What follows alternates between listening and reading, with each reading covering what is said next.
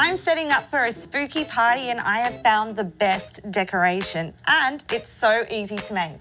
To make this at home, you'll need a craft knife, a permanent marker, some craft rolls, a container, a paintbrush, some black paint and some glow sticks. Now the first step is to draw your eyes onto your craft roll using your permanent marker. Now I'm going to draw cat eyes. The easiest way to do this is to draw a curved line pointing down and then a curved line meeting back at the starting point.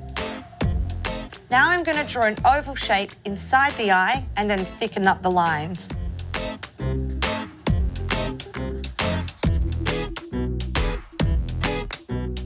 Now just thicken up those lines. Once you're finished, cut in between the lines so you have 3 separate shapes.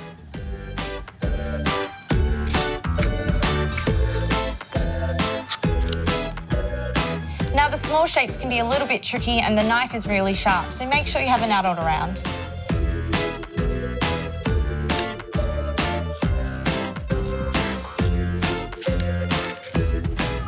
Now paint your craft roll with black paint. I'm using acrylic paint because I'll only have to do 1 coat, and make sure you don't get any on the inside because your glow sticks reflect off the white cardboard.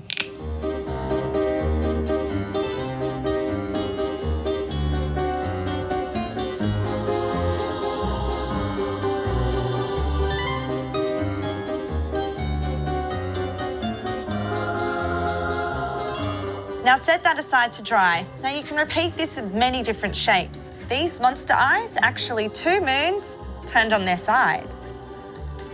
These angry eyes are 2 semicircles with 2 semicircles in them.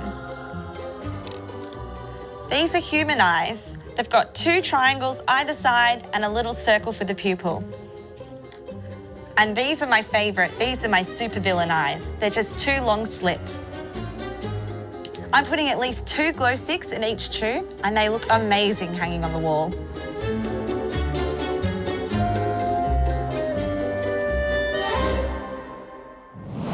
Hi guys. Okay. I'm going to show you how to transform into the living dead while staying nice and alive. Here's my friend Veronica. She's going to be my model today.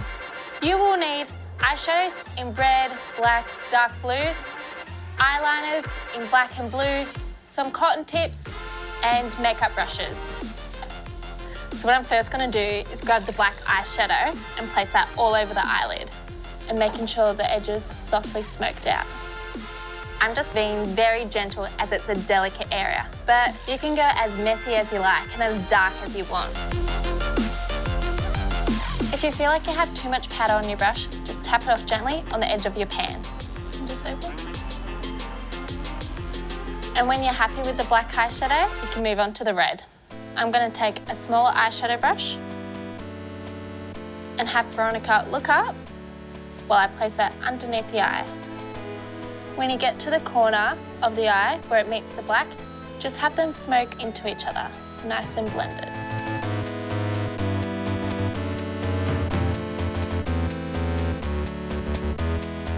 With just a fluffy brush, I'm going to take the black, only having a small amount on the brush, and just going all around the eye, softening up the edges, even going on top of the red. Just close. This will create a nice softening look that many vampires have. So that's finished with the eyeshadow. I'm going to take my black eyeliner, and only if you feel comfortable, otherwise please grab an adult. I'm going to just gently run that underneath the eye, and that's called the waterline. And that's just going to give an even better effect to these vampire eyes.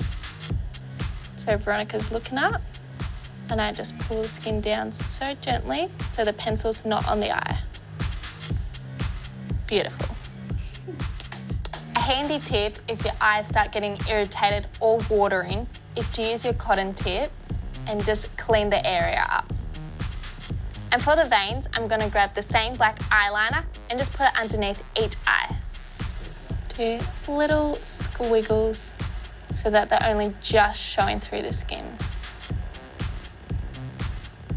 I'm happy with the black, and now I'm going to move on to the blue eyeliner and just repeating the same steps. I might just go back into that blue eyeshadow just to create some deeper veins using a flat brush and just using my finger to press it into the skin. And finally, to finish off with my black eyeliner, just doing a few more so they can stand out. And when the edges meet, just make them gently with your fingertips.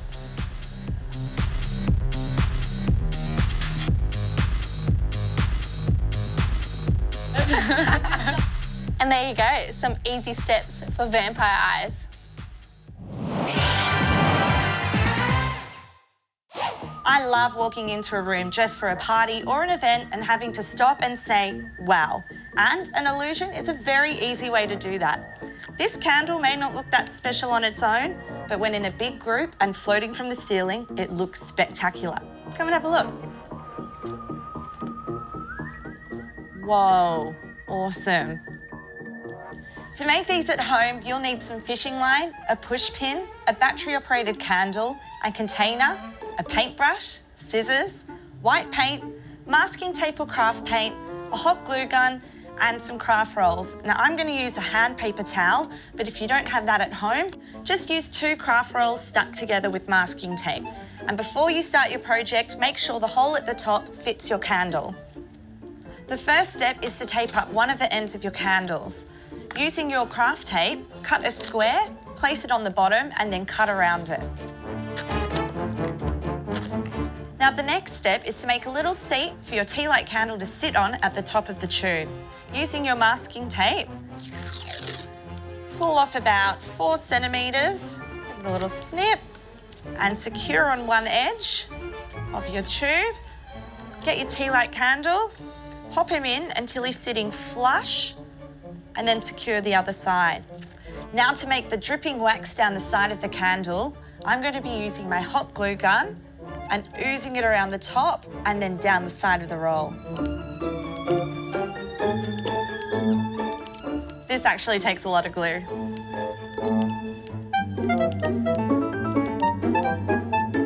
Now you just want to make sure that your drips are nice and thick so when they're painted you can see them. And make sure that they have varying lengths and a little bit squiggly. And the longest strip should be about 1/3 of the way down the candle. Once it's dry, it'll only take a minute or two. Do 2 coats of white paint all over the candle.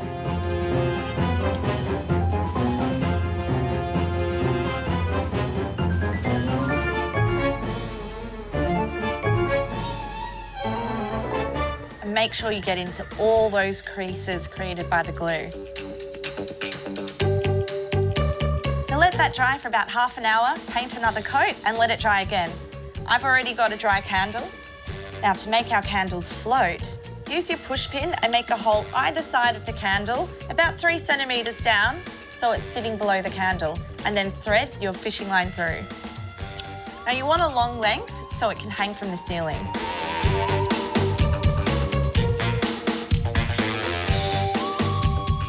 Now this can be tricky, but you do want to make sure your wire sits under your candle, so be patient. There we go, that looks like a good length. Switch on your candle, pop him in, and it's time to hang. I've made about 20 candles because I think they look really effective in a big group. I've also hung them in clusters of 2, 3, and 5 at different lengths. This gives them such a fun floating effect. Now it's time to lift them up and turn out the lights.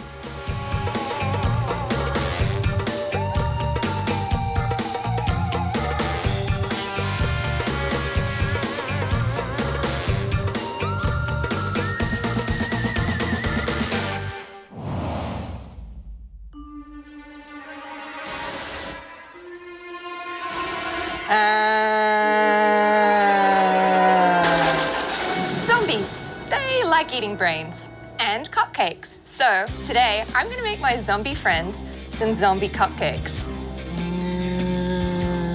Anyway, you're gonna need some white icing, maybe a little bit of green food coloring, some cupcakes, whatever flavor you like, a plastic bag, wooden spoon, a butter knife, a smaller knife, maybe a little bit sharp, a paintbrush, just a little one, some cookies, make sure they're chocolate, some gloves to protect your hands, and finally some fondant. Now fondant is like an edible moldable clay.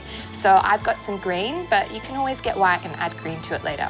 All right, so I'm I'm gonna start off with making my zombie hands, so I'm gonna pop my gloves on. So first you need a little slice of fondant, and what we're gonna do is roll out your fondant into a marble-sized ball. Make it nice and smooth. Put your finger about halfway down and start rolling that out into a sausage shape. This is gonna be your zombie arm. You can put a little point at the end too, because that's gonna stick into the cupcake. With this part of the hand, just squeeze the edges around the top until you have a circular shape. Next, we're gonna just pop this down for a moment and get your little knife. Be careful with this, of course. And you wanna cut a little triangle either side. Depends if you want a left-handed zombie or a right-handed zombie. There we go, little triangle. And then along the top for the fingers, just a little bit further up the hand, you're gonna cut 3 slits.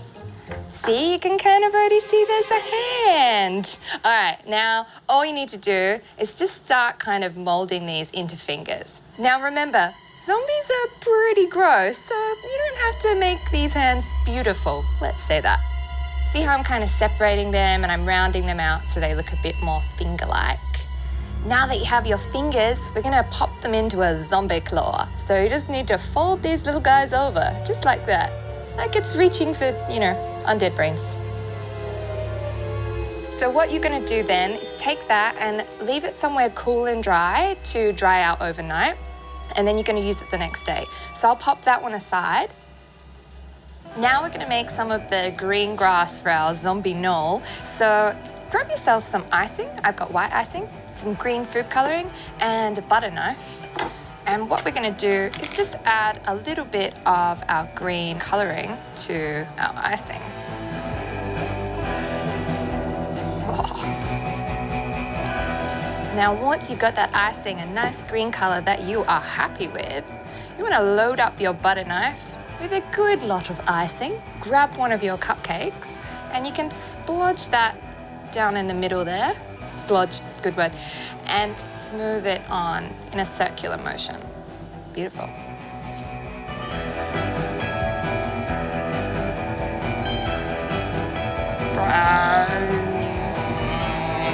Once you've got that done, pop everything to the side, and we are ready to make our zombie dirt. So you need to grab yourself a bag and grab a handful of cookies, however many you need.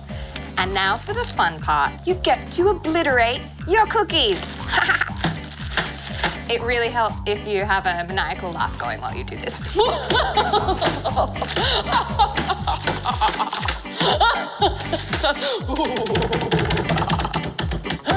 Okay, so now, oh my, look, we have dirt. It's so great, it works. And you just wanna sprinkle it on the center there where the zombie hand will be popping out of the ground. And now we're going to make a hole in the center of the earth for our hand to rise up through. So get the end of a wooden spoon, stomp it down in the center. So you've got about halfway down. And now we're gonna grab one of our hands. I'm gonna grab one I made and left overnight to dry. And you just wanna pop the arm down into that hole, leave a little bit of the arm sticking out. We're just gonna paint some gooey drips on with our food coloring. Grab a paintbrush and your food coloring. This is why we're wearing our gloves especially. And we're gonna just paint these drips down the hand and slime away. And there you have it. A ghoulish, creepy zombie cupcake. Now all you have to do is try not to eat it before you can scare your friends with them.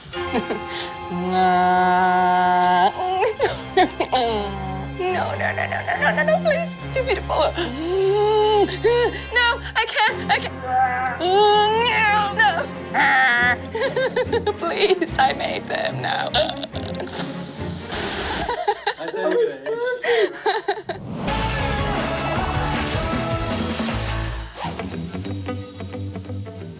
How real is TV? How do you film something without a script? Well, today I'm going to show you some tips on how to film your very own TV show.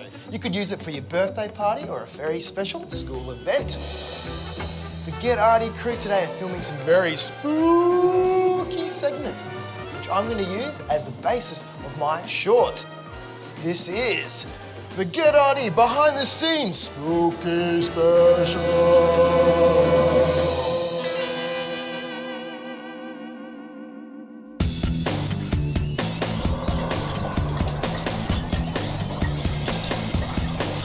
Yes, that looks awesome. 3, 2, 1, action. Tip 1, story. A good story is the reason people will watch your film, and of course, keep watching. And the beginning of my story is meeting the crew, so let's meet them now. Pumpkins, draw green. Cool. To draw the fingers, just continue drawing that top line of the arm and then follow that one just like we did on the other side, underneath it. Now for the hand, you want to pop a triangle shape just at the bottom there.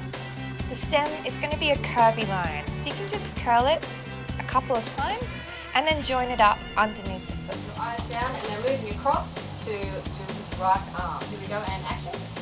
And now moving across to do his right arm. 2 curving triangle shapes for the fingers. Nathan? Now we're going to do the body and the legs. Starting at the top of the neck, you're going to bring a continuous line that curves This down. is Scotty, the sound guy. So how are things going, mate? Fantastic, mate. Quiet on set, please. We're rolling. But being Sorry. very gentle as it's a delicate area. But you can go as messy as you like and as dark as you want. And having a small amount on the brush and just going all around the eye. It's good to sit down. Oh, is it? It is. Because you've literally been standing up all day, haven't you? All day. All day. So what exactly do you do on Get Arty? I'm the cameraman, so I kind of light you and trying to make you look good. What's that in your hand? Gaffer. It's used to quiet me down. Right.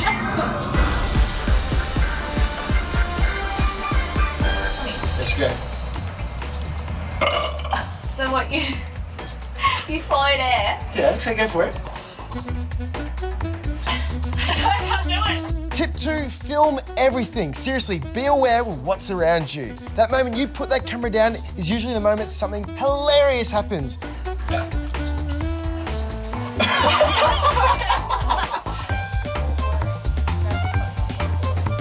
So close, Rhyah. Really close, Blair.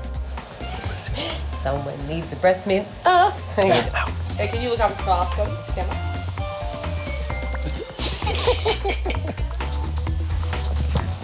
Like a caterpillar.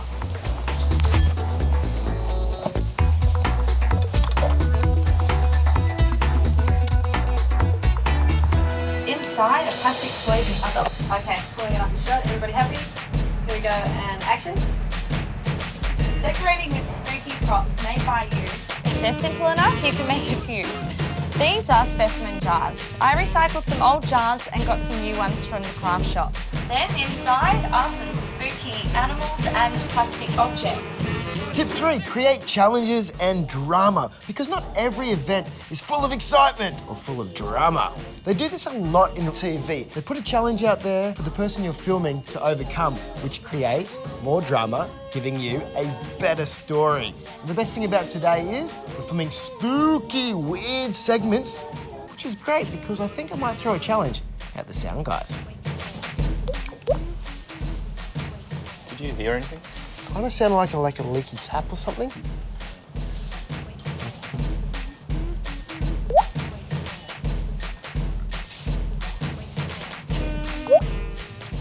Sorry, can we cut? I can just hear a tap dripping in here.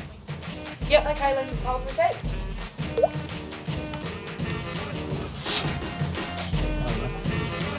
What you waiting for?